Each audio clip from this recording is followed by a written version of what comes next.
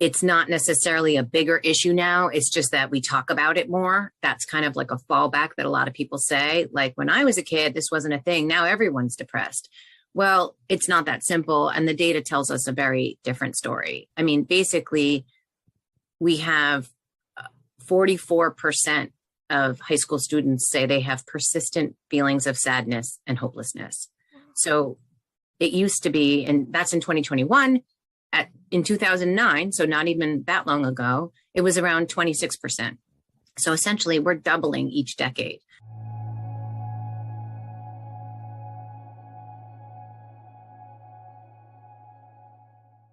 Hey, welcome back to Normalize the Conversation. Today, I'm here with someone I absolutely admire, Dr. Natanya Wachtel.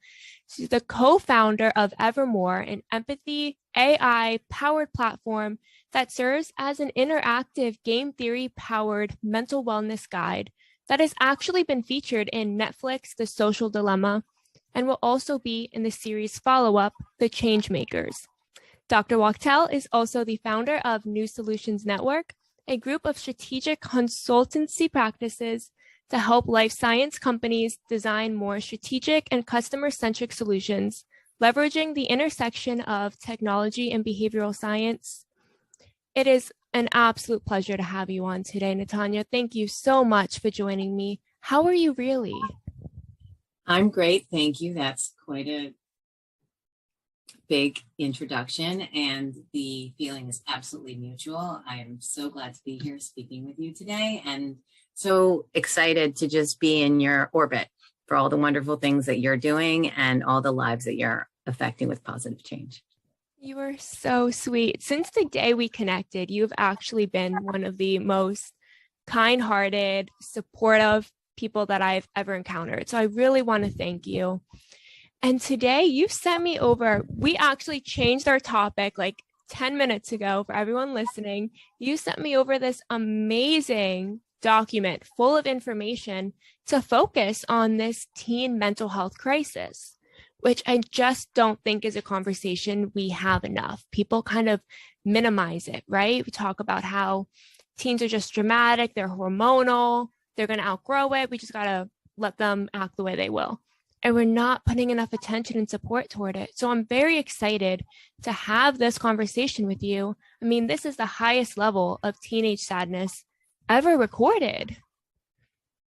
Yeah, so it's a little bit of gloom and doom, I guess, to start to set up and frame the problem, because I know your listenerships range between, young people, parents, folks who work in mental health services. So for some of you, this is going to be no surprise. And for some of you, it just reinforces or expands your understanding of what's going on. And maybe for others, it'll actually kind of break a little bit of some of the fallacies or stigma around why things are happening and what's happening. And I think one of the big ones is that it's not necessarily a bigger issue now. It's just that we talk about it more. That's kind of like a fallback that a lot of people say. Like when I was a kid, this wasn't a thing. Now everyone's depressed.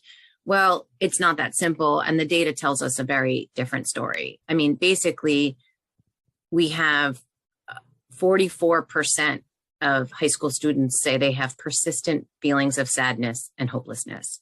So it used to be, and that's in 2021. In 2009, so not even that long ago, it was around 26%. So essentially, we're doubling each decade. I'm quite concerned that that trajectory is going to continue as we go forward. And I think there's maybe a little wake-up call that we're all hopefully going to experience so that we can help try and thwart that curve a little bit. But basically, it's not good and it's not surprising, but it's real. So we talk about things like depression, and that can range from a lot of things to being, withdrawn and isolated to, thoughts of suicide or suicide itself, as unfortunately you're quite aware. So basically we have falling grades, we have less activities in sports, we have less socialization, we have a lot of variables going on. But we have two groups that are sort of the most, I guess, the most affected currently in terms of statistically where their numbers are going up. As most people know, most therapists right now are book solid, right? So we have a lot of need and not a lot of support. Teen girls, unfortunately, and those who identify as LGBTQ, those are on the rise by death and drug overdose. And it's over 100,000 right now for the first time last year, which is just heartbreaking. As a human, as a parent, it's hard for me to even say. So basically, as we're seeing, we're just not able to provide the support in the mental health arena that the young people need. And that's just a fact. And we need to be a little bit more creative about it, how we do this kind of help, how all of us take in the idea of betterment, mental health and wellness. And, it doesn't have to look like traditional therapy either. So we have to kind of think outside the box and use whatever support systems you have. I also want to add that the overdose rates, we said that it hit over 100,000. For reference, anyone who doesn't know, the average has been about 70,000 before that. So this is a jump of 30,000 overdoses. Yeah, in a very short amount of time. And that's important to note, right? So the numbers are so significant because it's happening so quickly that if you look at the trend, you could see 10 years from now, we'll be like 50%. That's if you have two children, one of the two children, that's what we're talking about. And that's terrifying to me, but it's also encouraging that we see change and we see people and young people like yourself and others who are able to start to crawl out from this, to find those tools within themselves, within the resources that are available out there. Some of the wonderful things about social media and the internet are the resources that you can get for free or very low cost to help you.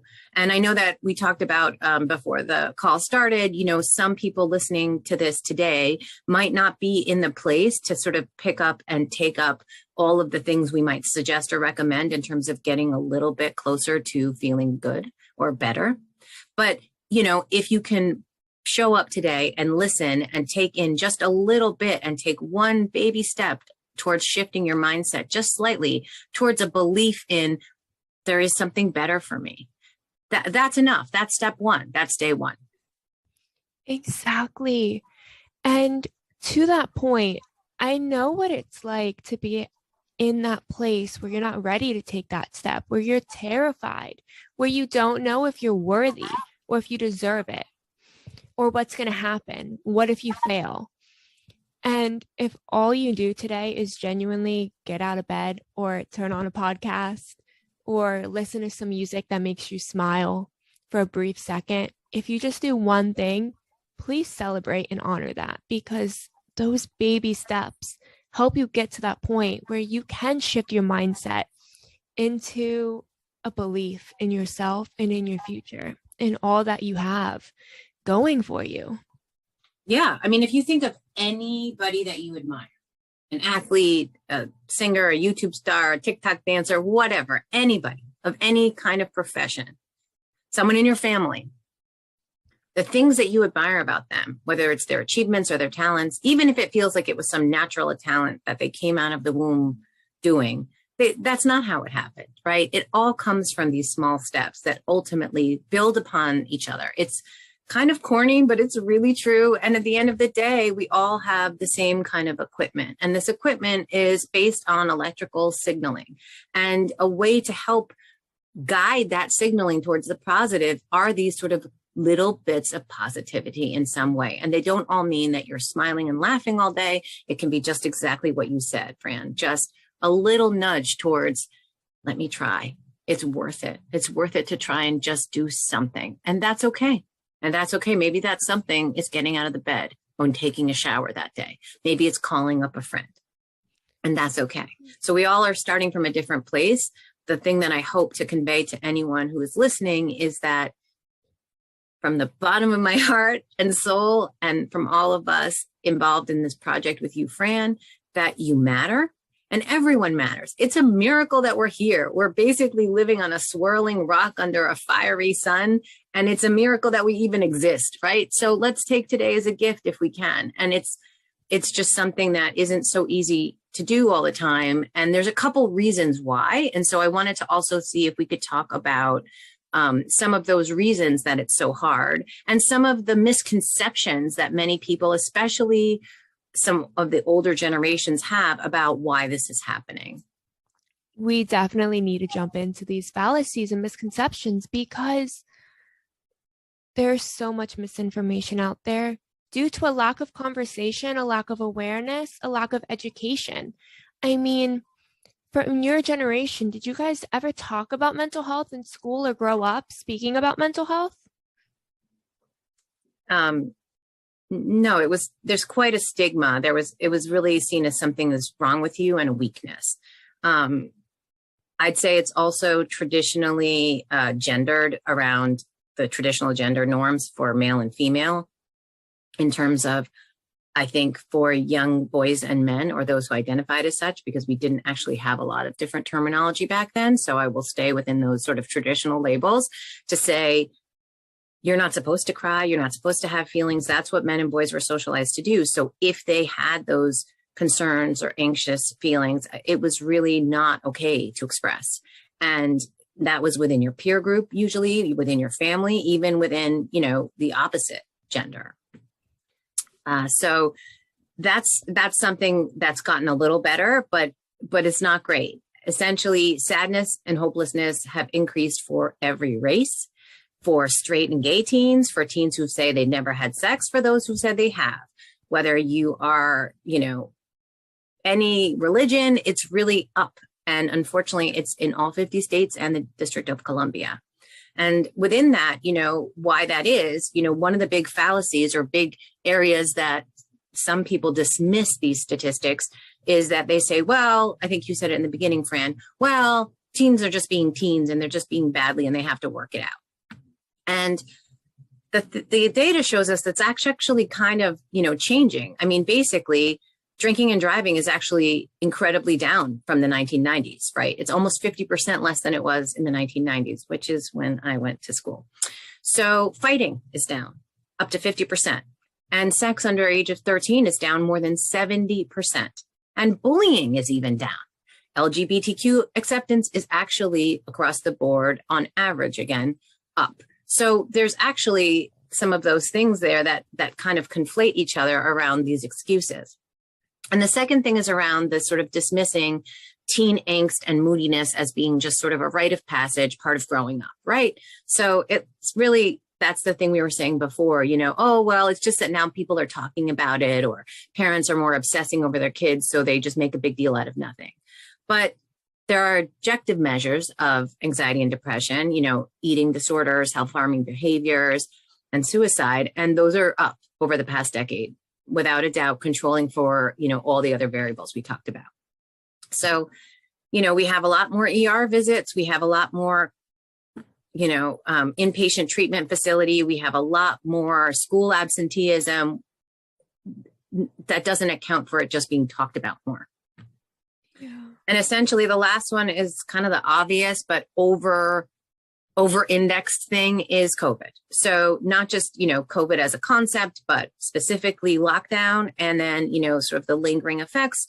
And of course, the loss of life and fear and everything that's changed because of it. Right. So it's sometimes almost like a blanket statement that, oh, it's COVID and it's ruining the kids. Well, it's not that simple, but it's actually multi-layered, but basically we are seeing the data that, yes, COVID has indeed exacerbated or made worse teen mental health.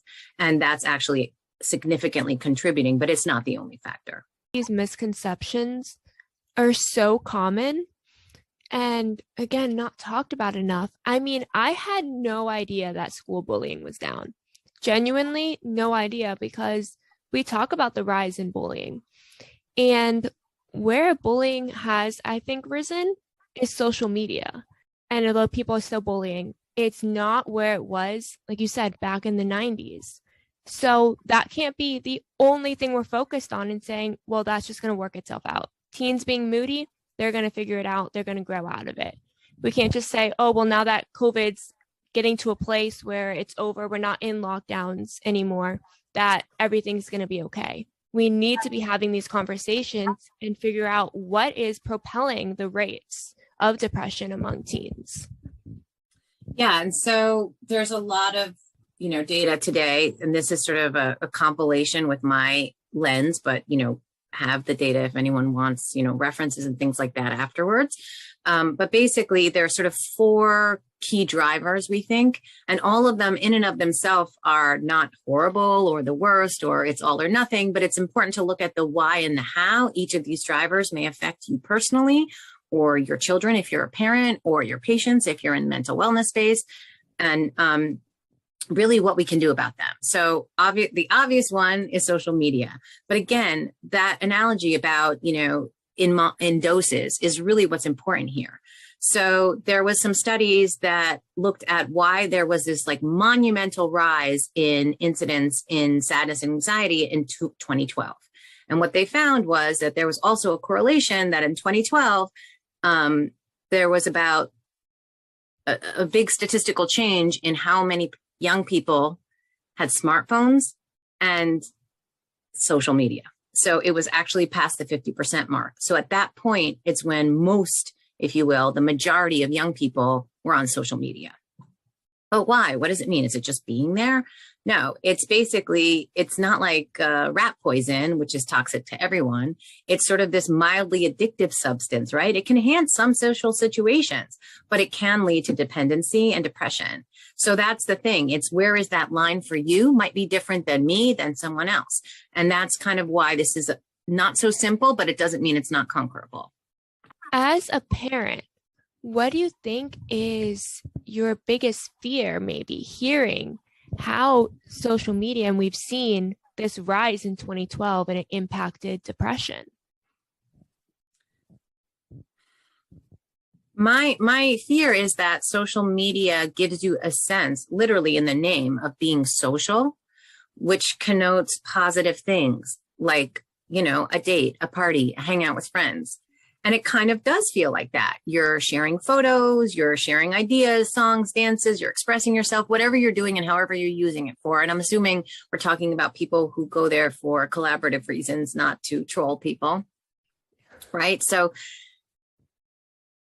however, what they were finding in the data, and what I'm afraid of, I guess, or what I caution, is what is it replacing? And how much of your sort of real world life does it replace for those behaviors that are just sort of not really thought about? They're natural, whether they be taking a walk in the woods, or if you have that nearby, or just riding your bicycle, if that's something you're into, or playing sports, or, sitting down and having a meal with your family or your friends.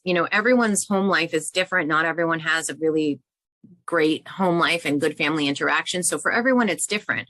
But hopefully most people have one person that they can actually be with in the real world. And if not, social media can help with that. But for the most part, one of the areas where it seems to be really dramatically affecting on the negative is where the majority of the free time, the socializing, is actually online and digital and not in the real world, if you will. And that when that becomes more, then that's actually where the rise in anxiety and depression comes. So they're actually correlated. It's not necessarily one exactly causes the other, and the last thing I'll say is, there was many studies. One of them specifically had people quit social media. Specifically, I think it was an Instagram study for 2 weeks before of a midterm election. And then they surveyed, of course, the folks about their mood and their feelings about the world and everything before the study. And then they had the 2-week break. And after that 2-week break, there were all of these indicators that their mood had increased. They had more positive outlook. Many of them had taken up projects or hobbies that they hadn't in a long time. Many of them, most everyone said they had strengthened their interpersonal relationships. And,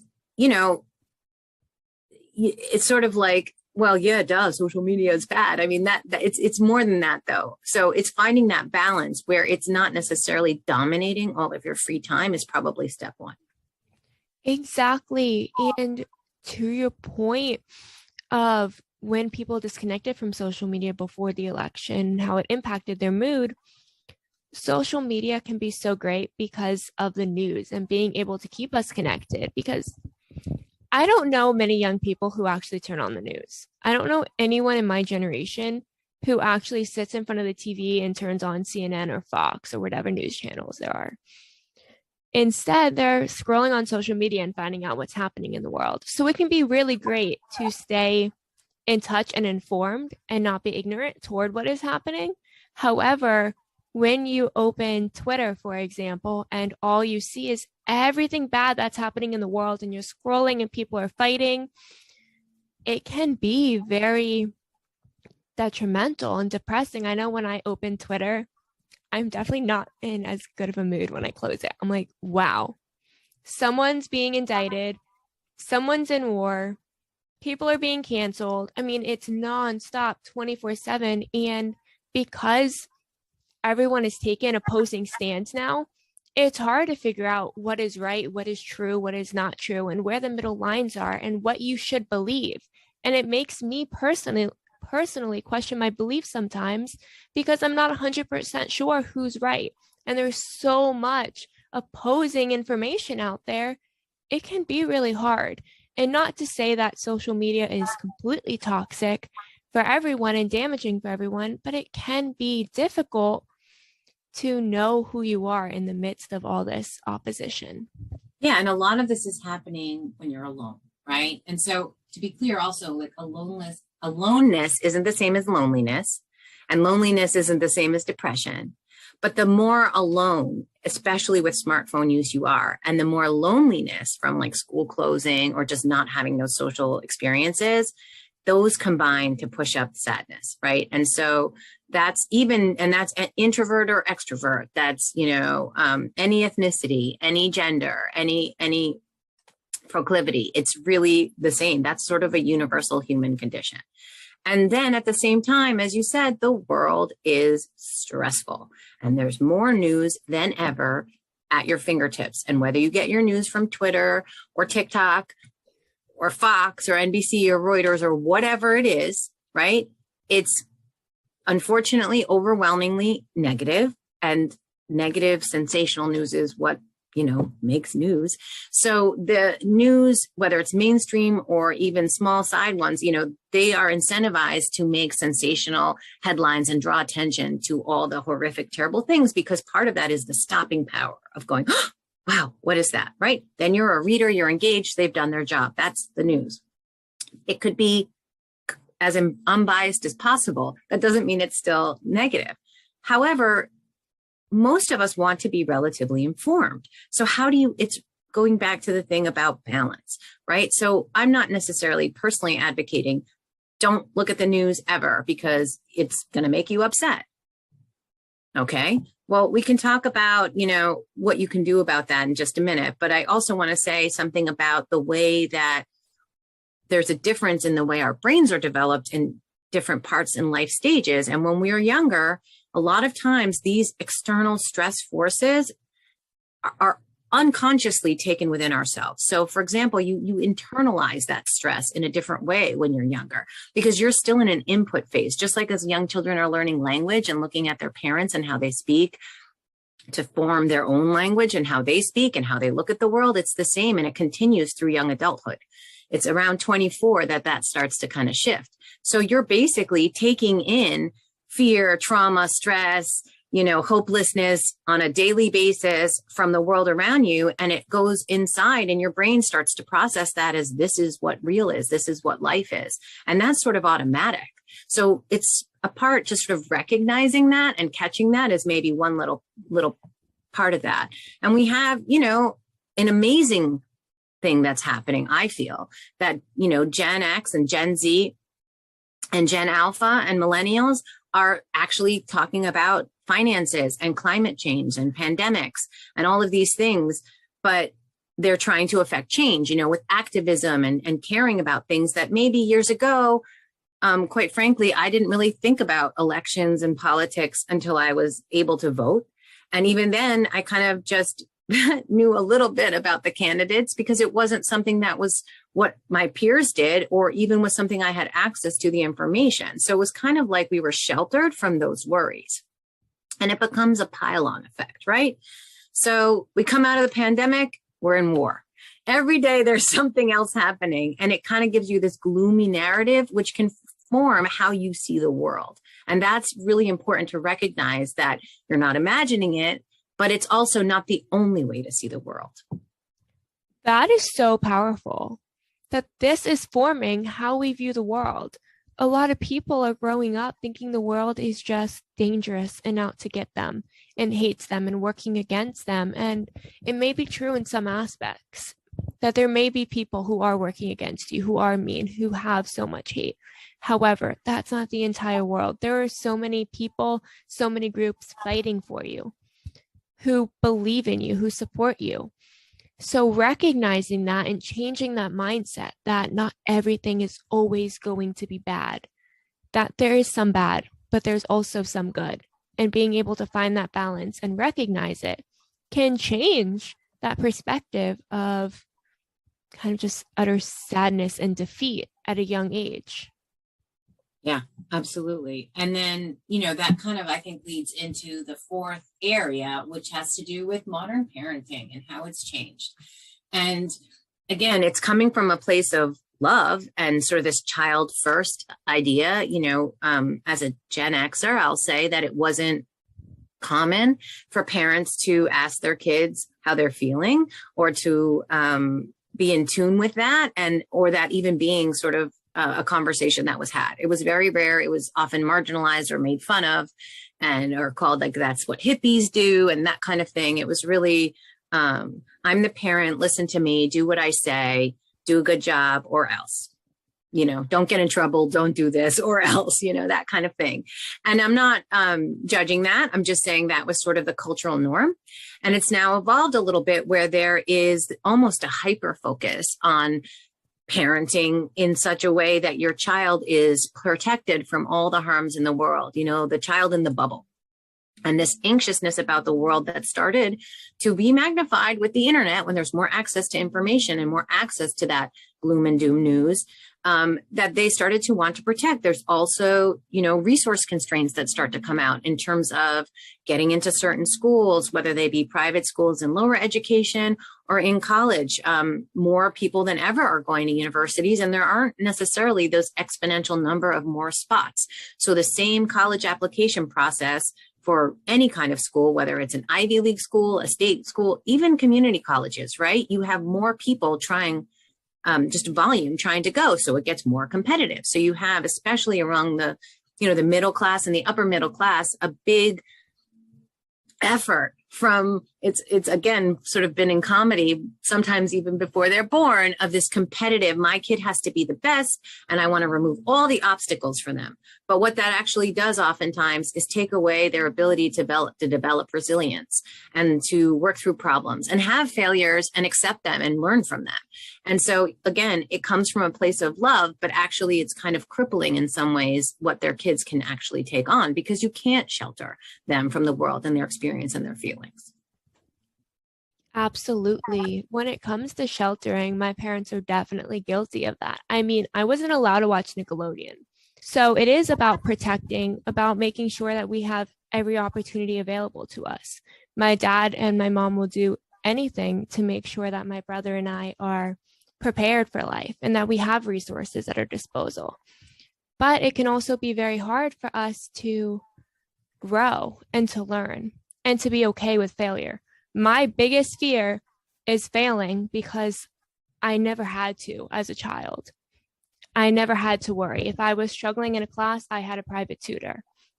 If I needed help and support in one area, there was a coach there. There was always someone there. My parents always stepped in before I could fail. And to this day, they will always do that. However, now it's terrifying to me. I take an exam and I am crying hysterically because I don't want to fail. What if I fail and it's my fault? No one else could save me. No one could step in. So although wanting to give your kid every opportunity in the world and protect them from all the bad, all the problems, all the obstacles, it can be very detrimental to our mental health because resiliency toward failing is just not there. Yeah. And that, so that's huge. And sort of layered within that your parents may or may not be feeling is an anxiousness themselves, right? So they have their anxiousness about all the things that could happen to their precious child. And in that, while they try and insulate you from these dangers, right, they're actually transferring that anxiety to the kids, not your parents specifically, but in general, right? So that's another thing that, again, not intentional, it's almost subconscious, but there's that. And the other thing, and I say this respectfully, in some ways, another area about that's affecting the ability to handle resilience is in some ways, young people are actually growing up a little bit more slowly. And then at the same time, because, oh, sorry, and I should say why, because, they're maybe less likely to drive. And that's, again, statistics, get a job or a summer job, have chores. So essentially, in some ways, they are not given responsibility. It's taken away because they're like, just focus on school. And school is important because school means college, and college means a job, and job means money, and money means a house, and whatever those things mean. And that's the only way forward, which for a lot of people is not their hopes and dreams and wants. But then they feel like, well, I have to do that. And if I might not, and it's so competitive, that's that cycle, right? But it's not the easy thing to say. And often, and sorry to not throw a generation under the bus, but I often find this quoted in those who are 55 plus that, kids are just lazy these days. Well, that's really, really a cop out and not fair, because for example, homework on average is actually more kids spend more time doing homework. And again, it's a combination of self-reported, but also from educators to say that they're doing those things. So, washing dishes doesn't also magically take away your anxiety either, or having a job. But having a job early on, or driving and getting yourself to and from places and feeding yourself and doing your laundry, they give you two important things. They give you an ability to tolerate uncomfortable situations and scary situations. Maybe they're small, maybe they're a stop sign that you have to, a four-way stop that you have to navigate, but they kind of give you that skill in small little ways to push through those uncomfortable or nervous situations, and then remind yourself, hey, I could do more than I think I can, right? And so that's that personal confidence that we all need. And that's one of the building blocks of resilience. And that kind of unfortunately gets taken away. I completely agree. And again, not to say that parents are taking away their kids' resiliency and not being supportive, but it's unconscious, it's subconscious. It's just wanting to give your kid the best. Yep. And being able to realize that it's okay to want to give your kid all the best opportunities and all the best resources, to want them to go to the top school so that they can get the top job and they can become someone, but also being able to listen to them and see if that's what they want for themselves, helping them figure out who they want to be. You might want your kid to be a doctor or a lawyer. They might not want that for themselves, and that's okay. But listening and supporting them through it can be so helpful to their mental health, because they're not working against their parents now. They're not feeling ashamed of who they are and why they're not living up to their parents' expectations. I know a lot, I get a comment that you should be a lawyer, or that my nonprofit's not necessarily a real job. I'm not saying that comes specifically from my parents, but it can come from peers, it can come from grandparents, it can come from cousins, siblings. But recognizing that you can't be discounting kids and taking away who they want to be, how they identify, and instead just listening and working together to learn from them and guide them into making a decision that's right for them and for you as a family. Yeah. And sort of related to that is the other sort of sometimes unconscious behavior that is coming from a place of love and support that actually can cause young people to not develop some of those resilient skills, is being super accommodating. So we were talking about shutting out all the bad stimulus is one way, right? The world is bad and scary. I'm going to put walls around my kid. Another thing is, being overly accommodating. So one example that I shared with you was, if your child is afraid of dogs, maybe they got bit or got chased one time. So then they're like, well, they're afraid of dogs. So every time there's a dog, we'll be like, they're afraid of dogs. And you reinforce that, and you don't go to the friend's house that has the dogs. Or if the kid said, I don't like that vegetable, you're like, they don't like that. They won't eat anything but chicken nuggets. And then you just kind of reinforce that. Well, those behaviors, of course, come from love. But if you don't learn how to release like negative emotions in stress, if you don't figure out to do that, that's what leads to severe anxiety. And so another way to approach that, for example, with the dog situation would be maybe to find a safe you test it out way with exposing the child to some puppies or some dogs that are small and really friendly, like small in terms of their stature, so they don't have the physical intimidation. And they build up their resilience and say, oh, I'm not afraid of all dogs. That one dog that one time wasn't a very nice dog. Sometimes people are like that. Sometimes dogs are like that. But here we go. Same thing with the vegetables. Maybe you start with those foods where the vegetables are sort of hidden in the food, and you over time, build it up. It's not a one and done and a one-time thing, but it's not necessarily about keeping the child in a box and keeping them away from any stressors, news about the world, exposures to sex, drugs, and violence. They're going to see it anyway. They're going to leave your home. And so kind of finding that balance. And that's what all of these things are about. It's getting away from these generalizations that don't really help anyone on either side. Exactly. And I really want to bring the point of it's not too late to change. It's not too late to start adapting behaviors. I think that a lot of people believe that an old dog can't learn new tricks. Right. That, well, I've been doing it this far and they seem fine, so I'm not going to change anything, or I can't change now. But just small behaviors. I can say for my parents now, my father helps support me in ways that I can work on my nonprofit and build it up, but also giving me responsibility and starting to say, as you begin to make more money, you're going to start taking over these bills. But if you can't cover it, I'm still here.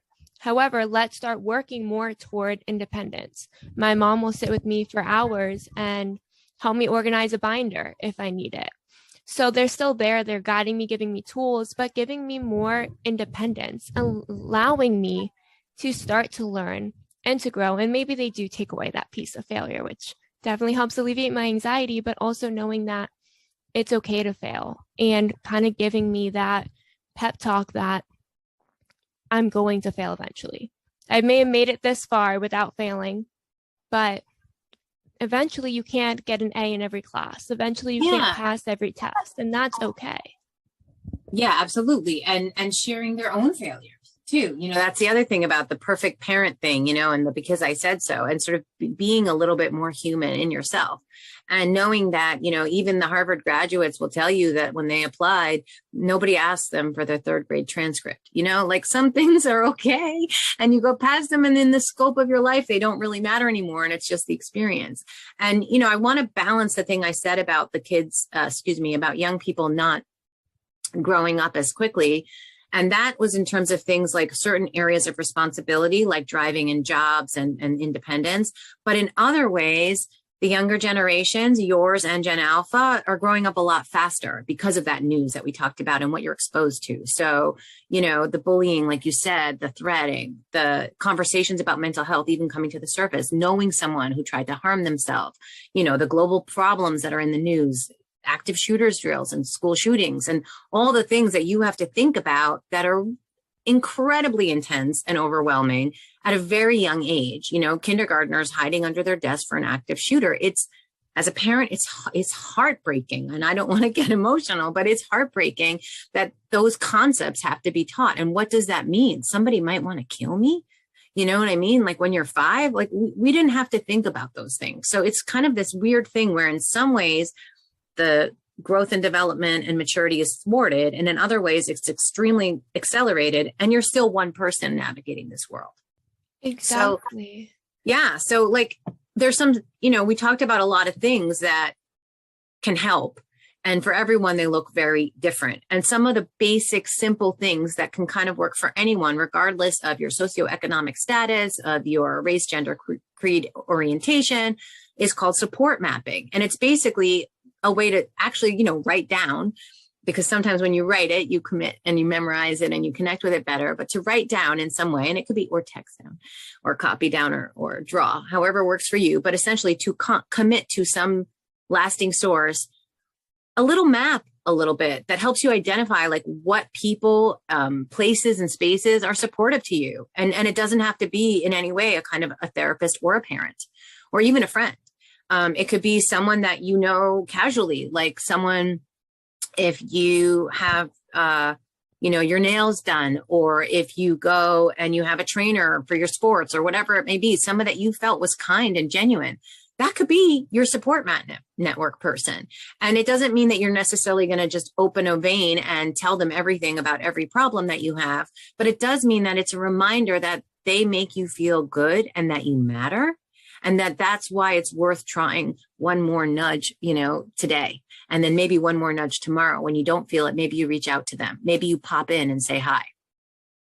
Another place for many people is school, regardless of if you feel that you are popular or unpopular or have a million friends or have no friends or have one friend. Schools are packed with resources to help. I mean, they are motivated, they are measured and evaluated on how well they get young people through their halls to graduation of whatever age, whether we're talking 6th grade, 8th grade, 12th grade, because now everything is graduation between all the schools, or collegiate, right? So there's a lot of points of contact. There's a lot of socialized people, and even a lot of the service people are trained in a lot of socio and psychosocial things that you wouldn't expect, down to custodians and cafeteria workers and things like that.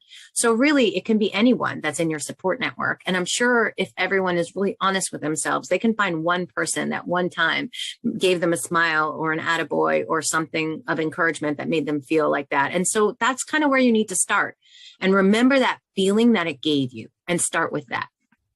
That is incredible advice, because we often, when we're struggling, I know my experience, feel so alone and like no one's going to understand and there's no one we can talk to, and we isolate ourselves. And knowing that there really is someone out there. There really is someone you can call, that you can text, that you can send a message to, that you can sit down and talk to. And it took me a long time to realize that and to be okay with it, because sometimes we feel like a burden. Sometimes we feel like maybe we're being dramatic and someone doesn't want to hear what we're going through. But Natanya, if I called you and I was having a bad day and I was like, I need someone to talk to, would you feel like that's a burden, or would you be willing to sit and listen? Well, I mean, I think you know the answer. I would be willing to listen and, happy and honored and so excited that you reached out, because I know that just the fact of reaching out means you didn't go inward. And that is huge. And that's why I'm saying, sometimes it's within your family, sometimes it's not. Sometimes it's people that you know well, and sometimes it's not. And none of those labels matter at all. And there are, to be really clear here, because again, your viewership is a very mixed group. There are many free resources out in the world for physical in-person places, as well as online, and free chat, opportunities for you, that if you really, really feel that you have nobody, there are places to do that. And if at the end, or, as a follow-up, we can share those, right? Because I want to make sure that the first impulse isn't, well, I don't have that, so the end, I'm done.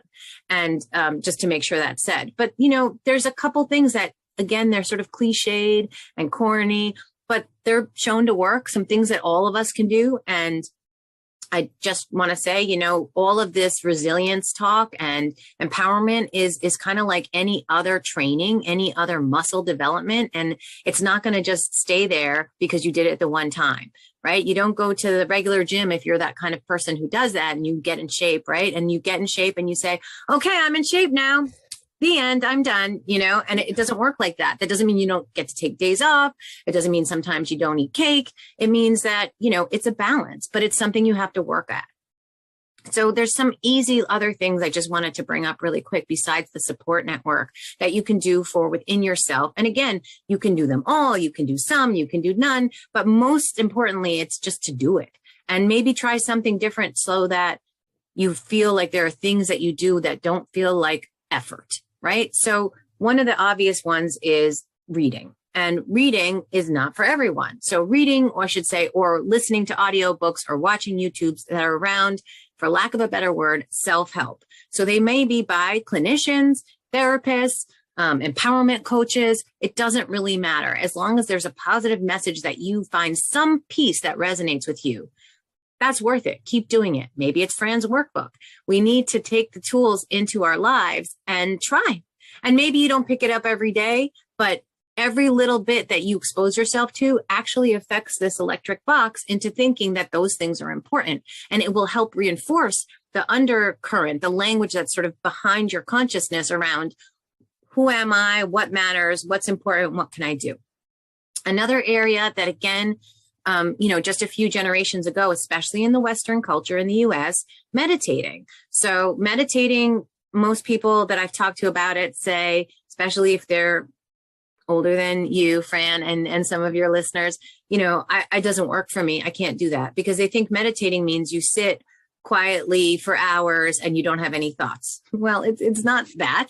Meditating could be a few minutes of breathing exercises where you just close your eyes and shut out the world for a few seconds.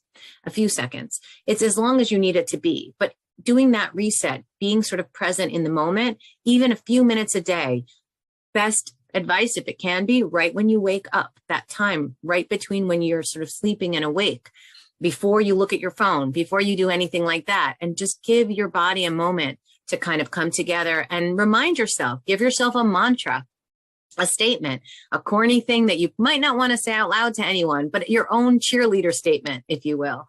And that's a great way to do that. And if you can do that every day, there are clinical studies that show that actually can affect mood and health, right? And even your cellular health. Listen to people like you, Fran, powerful speakers, people who motivate you, who make you feel like, wow, I could do anything now. People who have triumphed through adversities and trials and failures and feeling less than, and see that it is possible, and not to look at them and be jealous or envious or angry because they have pulled through, and rather take in the fact that they've struggled too. And they probably still struggle every day to get through those things. And a few more things are, again, sort of cliched and hackneyed, but have been shown clinically to really help: journaling. And that journaling, of course, can be by writing things down, but also it can be audio journaling. Of course, I'm a little biased there because my startup, Evermore, is an audio journal built exactly for these reasons, such that you can make it so simply effort. You just press a button and start talking and just let it flow. Don't censor yourself, let it out. And you might find yourself processing feelings in ways and looking at yourself and your place in the world a little differently, just by letting out that stream of consciousness on how you're feeling and thinking and doing and checking in with yourself. Make a gratitude list. I do this with my young children every day, and it used to be a bit of a chore, admittedly. I started it, honestly, only in COVID, in lockdown. I saw a thing for these gratitude journals and I had them, but I didn't open them. And then I was like, okay, we need something to help buoy. These kids are scared. They were 5 years old and couldn't see their friends, and people are dying. And what does it mean? And how do we have those difficult conversations? And looking to help build their resilience and positivity at that time. And so we started, and again, these are young children, but it's really the same exercise for adults as well. When you take a moment to be grateful for the basic, simple things like existing, like any people are in your life, having food to eat, having a roof over your head, depending on where you're at, there is always something to be grateful for. Some people have more things than other people, and some people don't even appreciate who have all the things. So it's not about that kind of trappings of success gratitude. It's more about, I'm grateful that I can breathe here right now. I'm grateful that, well, sorry to say something really terrible, but that I didn't go through, or I wasn't successful in my suicide attempt but I learned from it. I'm grateful that I can take from that and help make change and maybe help somebody else. So whatever the gratitude may be for yourself, it's not for anyone's eyes or judgment. It's only for yourself. Again, it's been studied that doing that little exercise every day, 1 or 2 things, maybe 5 things, actually can help you reappreciate, reconnect, and be less affected by the negative stuff that's going to happen. It's going to hit you. And, the last couple things are, again, with the listening to the speakers or reading biographies, like looking to people who you admire and respect that make you feel like, wow, and not necessarily putting yourself up to try and compete or compare, but just to say that, do you see what's possible? People who have risen through poverty, abuse, and all of those things and come out the other side. That means that you can too. It really does. It's that simple. It doesn't mean you can today. It doesn't mean you're going to feel like you can today, but it does mean that it's going to start to imprint on your mind that is possible, to give you that little bit of buoy when you're going through on your own challenge. These are amazing tools that we can do, and they're all things we can do without other people. And that's one of the most important things that I would love to emphasize. Because when we feel like we don't have anyone to talk to, when we feel like we're calling people, they're not answering the phone, when we're just not sure where to go, when we feel isolated, there are things we can do with ourselves. There are places we can start within us just us.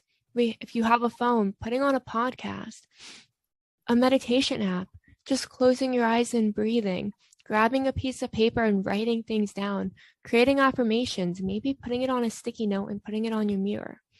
There are small things that we can do for us, by ourselves, without someone else, that can really, really help us. These are amazing tools. And as a parent, when you made that gratitude list with your kids, what was it like in the beginning? Was there any resistance from the kids? Did it take time to work together? Or was it just kind of automatic? Well, I've been the kind of parent that, because I work with nonprofits and charitable works, I have exposed all of my children early on to giving, right? And being sort of aware of all the privilege that we have. And so within my family, it wasn't such a difficult leap, but they were, especially my younger children, were 5, right? So understanding how the food gets from the source to our home and appreciating what that means, or how emergency responders work and all of those things. We had to kind of talk about the world and how it works a little bit for them to fully understand all the levels of gratitude that they could express and feel. But they did have, sort of a baseline, because we're sort of a family that's very involved in charitable works on a daily basis. But after the first or third day, okay, maybe a week, so this is a daily thing. They have these journals every single day. Some days they would just write our names on it, of the people in the family, right? And then I would be like, no, you have to think of something else, like stop writing mommy, or the same thing, food, and talking about what are different ways to find gratitude in sort of those small, tiny little things, and sometimes the bigger things in the world. So yeah, it's not a perfect system, and I'm pretty meticulous about it. It's actually the one thing that they have to do every day. Has there been 1 or 2 days that we've stopped? Sure. But do we go back? And I say, now we forgot yesterday, we have to do yesterday? Absolutely. And so the gratitude books for 2020 got filled. And one of the things that was great is we started the new year, 21 and now 22, each time with a new book that they actually have now, they really like to go back and read and look at what they are, because they're younger. Some of the things are very innocent, sweet things, like they're happy that they saw a fox in the yard, and they're grateful for, this carrot that grew on the plants that we started doing because of COVID. Everyone started gardening, right? Or, they're really small things. And then they're like, I remember that. Or they got to see some friend or family member for the first time in a long time. And so they're very, very small little things, and their faces light up in rereading it. And that is that pure joy. I try and take that into myself when I'm having a tough time, because that's, the amazing thing about young kids. And that's what, I hope all of us can kind of re-tap into. And, what you said about doing it on your own is really important. And that's why I wanted to kind of separate the support network idea from some of these things that you can do as an individual. And there are other things, not just gratitude. Maybe you're not even ready to be there yet, because you just are still in the darkest place. Things like listening to music, moving your body, like literally moving your body. And I don't mean exercise like it has to be at a gym. I mean, by yourself alone in a space of like 2 by 2, you can actually do a lot of movement. That actually helps your brain and stimulates positive chemicals to be released. So you can kind of trick that electrical box to be a little more positive.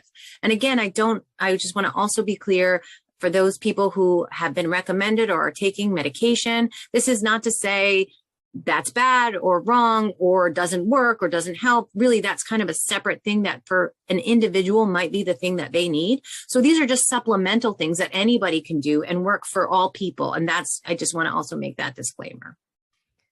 Thank you for making that disclaimer, because I think a lot of people, when someone talks about things you can do for yourself, they think, well, they're against medication, and it's either medication or it's self-help and it's doing things for myself. And they really work the best together.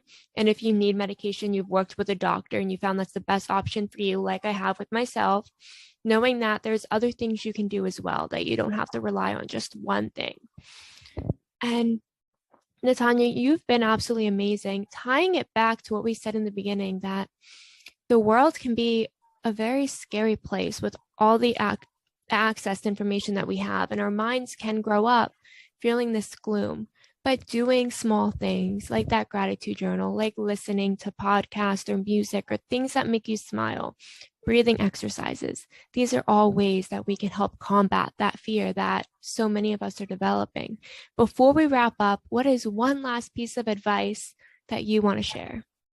Okay, I guess it's that, success is your own definition, and it's not static. It's not one place and one point in time. And most people don't arrive at it in one day or arrive at it and then say, okay, I'm done now. I have my success of whatever you've defined it, right? It's a way of being. It's, it's part of building that resilience and adapting and growing. And it gets easier. I hope this one thing comes across. It really does get easier the more you practice. And if you want to be resilient and stay resilient, you're going to have that sort of workout, just like the gym, kind of going on in place, right? You're going to have to be a bit diligent about it, especially when you don't feel like it. And then through that will come some more confidence. And that confidence is a strength. And it's not something that you need to acquire because it's already inside you. It is you. The fact that you're here today is part of it.